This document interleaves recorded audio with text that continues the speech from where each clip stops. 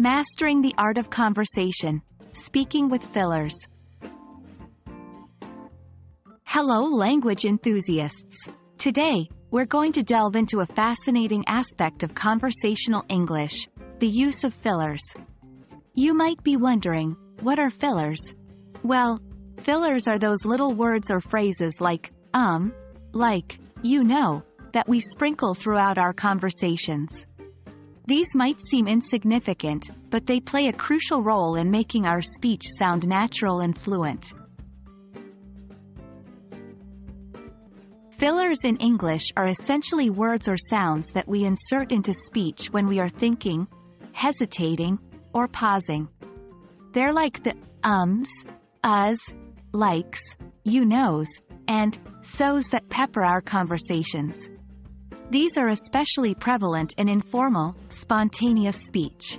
Using fillers can make your English sound more natural, as it mimics the way native speakers talk.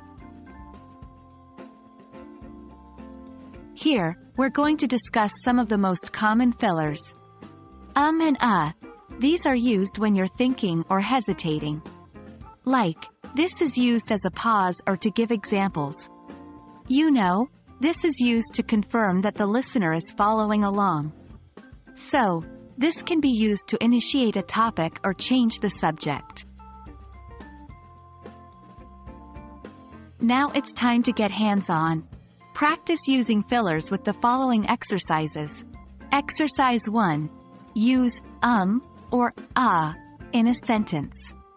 For example, I think I left my keys at home. Exercise 2. Use like in a sentence. For instance, I feel really happy today. Exercise 3. Use in a sentence. For example, I was really surprised when I got the job. Exercise 4. Use so in a sentence. For instance, so, what are we going to do now? Try practicing these exercises multiple times until you get comfortable with using fillers in your conversations. Do use fillers sparingly.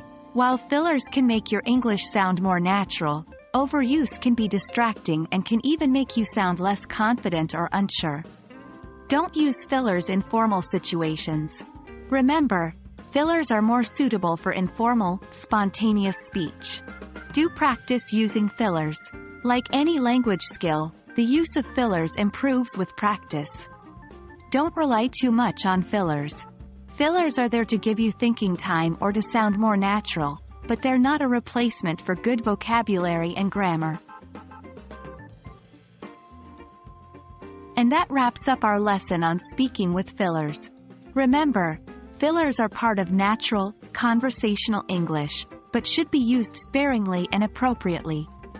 It's all about balance. Practice using fillers in your daily conversations and you'll soon see a difference in your fluency.